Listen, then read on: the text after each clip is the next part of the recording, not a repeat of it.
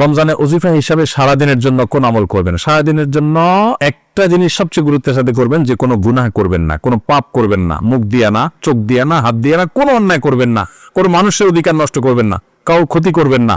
সব ক্ষেত্রে সারাক্ষণ চেষ্টা করবেন ভালো মানুষ হয়ে থাকার। এর বাইরে বেশি বেশি কোরআন তেলাওয়াত করবেন। সবচেয়ে বেশি আমল কোরআন তেলাওয়াতের আমল। রমজান মাস কোরআন নাজিলের মাস, সেজন্য কোরআন তেলাওয়াত বেশি বেশি করবেন।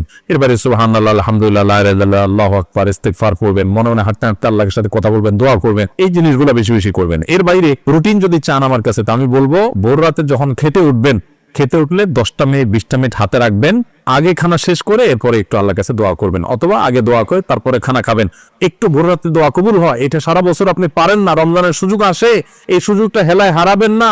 এই টাইমে আল্লাহ তাআলা যেচে যেচে মানুষকে দোয়া কবুল করেন। আমি এর আগে বিভিন্ন জায়গায় বলেছি, বাংলাদেশের একটা প্রসিদ্ধ এবং প্রথম সারির একটা বিজনেস প্রতিষ্ঠানের এক ভাই, তিনি আমাকে তার অফিসে দেখা হওয়ার পর কিছুদিন আগে, আজকেও তাদের অফিসে আমি গিয়েছি একটা কাজে, তো আমাকে দেখা হওয়ার পর বলছে, ভাই একটু আসেন। ওনার অফিসে উনি বসালেন, চা খাওয়ান, এরপরে বললেন যে ভাই আপনার একটা আলোচনা থেকে আমার জীবন পরিবর্তন হয়ে গেছে। আমি বললাম কি? আমি বলছি কোনো ভালো কাজ শুরু করছে। উনি বললেন না ভাই, কাহিনী ভিন্ন। কাহিনী হলো আমার এমন এক রোগ হয়েছে, এই রোগের জন্য দেশের সকল ট্রিটমেন্ট তো আমি নিলামই, দেশের বাইরেও বহু ট্রিটমেন্ট করেছি, কিন্তু কোনোভাবে আমার রোগ ভালো হয় নাই এবং আমার ট্রিটমেন্ট হয় নাই। আমি জীবনের আশা ছেড়ে দিছি। এরকম ভয়াবহ পরিস্থিতিতে আমার কোম্পানির থেকে চাকরিও নাই, কারণ আমি কাজ করতে পারি না, অসুস্থ। তো আমি গ্রামে চলে গেছি মরার অপেক্ষা, যে এখন আর বাঁচার কোনো সুযোগ নেই। ডাক্তার বলছে যে শেষ যে কদিন চা খাইতে চান খান, আর কোনো ট্রিটমেন্ট নেই। বলেন যে আমি গ্রামে চলে গেছি, আশা ছেড়ে দিছি, অনেক কষ্ট যন্ত্রণা রোগের কারণে, মারা যাব এরকম একটা অবস্থা। হঠাৎ করে আপনার একটা ভিডিও দেখলাম, ভোর রাতে তাহাজ্জুদের সময়ের দোয়া আল্লাহ ফিরিয়ে দেন না। তখন আল্লাহর কাছে চাওয়া শুরু করলাম, প্রতিদিন ভোর রাতে উঠে কান্নাকাটি, দোয়া, মোনাজাত, খুব চোখের পানি ফেলা। আল্লাহ সবাই যেটা পারে না তুমি সেটা পারো, দোয়া করতে শুরু করলাম। উনি বলেন হঠাৎ করে একদিন তাহাজ্জুদের সময় উঠে খুব দোয়া কান্নাকাটি করলাম, খুব সিজদা করলাম, খুব চোখের পানি ফেললাম আল্লাহর কাছে, চিৎকার করে বাচ্চা পোলা মাধ্যমে কাঁদলাম। বলেন যে হুজুর বিশ্বাস করবেন, ওই দিন তাহাজ্জুদ পড়ে শেষ করার পর থেকে আমার শরীর থেকে সমস্ত রোগ উধাও হয়ে চলে গেছে। আজকেও তার সাথে দেখা করে আসছি আমি। ইন্টারেস্টিং বিষয়, আজকেও ওই লোকের সাথে আমি দেখা করে আসছি, একটা কাজে গেছিলাম তার অফিসে। আজকেও ওই ভাইটা আমাকে বললেন যে ভাই, এরপর আমি শুধু সুস্থ হয়েছি তা না, আমি আমার কোম্পানিতে আবার ফিরে আসছি। আগে যে ডিউটি ছিল আমার প্রমোশন হয়ে ডিউটি আমার আরো বাড়ছে, এবং আমার কোম্পানির চেয়ারম্যান সহ সবাই আমাকে আরো বেশি আস্থা রাখে। ওনার সামনে থাকা পিয়ন অন্যান্য লোকদেরকে আমার সামনে দেখে বলতেছে, এই তোমরা বলো আমি আগে যে বদমেজাজে দেখাইতাম, আচার পিছার করতাম, রাগ জাহির করতাম, আমার এগুলো আছে এখন?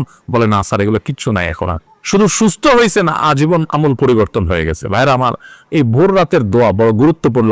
রমজানে কিন্তু সেই সুযোগটা আসে, এজন্য সাহরি করতে উঠলে একটু দোয়া করবে, ঠিক আছে তো ইনশাআল্লাহ।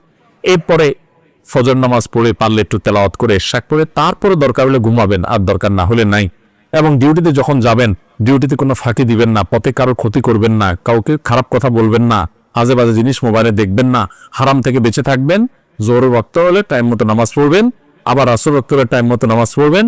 বাসায় এসে স্ত্রীর সাথে ইফতার বানানোতে সাহায্য করবেন, শুধু মুসে তাও দিয়ে বসে থাকবেন না যে আনবে আর বসে বসে খাবো।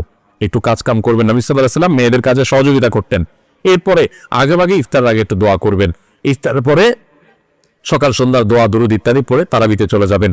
তারাবিতে সুন্দর করে মনোযোগ দিয়ে কোরআন তেলাওয়াত শুনবেন। তারাবিতে কি পড়েন, হাফেজ সাহেব কি পড়েন সেটা তো আপনি শুনেন, বুঝেন না। এই জন্য একটা বই আমি লিখেছি এবছর, নতুন আমাদের বের হয়েছে, তারাবির সালাতে কোরআনের বার্তা। একটু দেখে নিতে পারেন যাওয়ার আগ দিয়া, যা আজকের তারাবিতে হাফেজ সাহেবরা যে পারা পড়বেন সে পারাতে আল্লাহ কি বলছেন, 3-4 পৃষ্ঠা এখানে দেওয়া আছে। দেখে নিলে আপনার তারাবিতে আপনি আলাদা একটা তৃপ্তি পাবেন। এরপর তারাবি পড়ে এসে যত দ্রুততার সাথে সম্ভব শুয়ে পড়েন, কারণ ভোর রাতে আপনাকে উঠতে হবে। এভাবে আপনি পুরো রমজান মাস গুনাহমুক্ত থাকার চেষ্টা করেন, হারাম মুক্ত থাকার চেষ্টা করেন।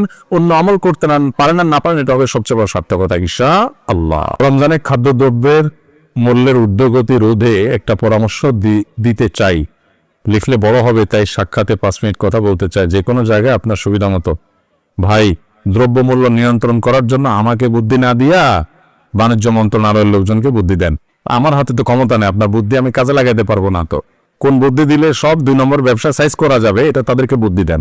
ভাইরা আমার কাছে অবাক লাগে যখন দেখি টেলিভিশনে অথবা কোনো ভিডিওতে, কোনো পত্রিকাতে নিউজ হয়, এই সুন্দর লম্বা দাড়ি, মাথায় একটা সুন্দর টুপিও আছে, আবার দাড়িগুলোতে মাশাআল্লাহ মেহেদি কালারও করা আছে,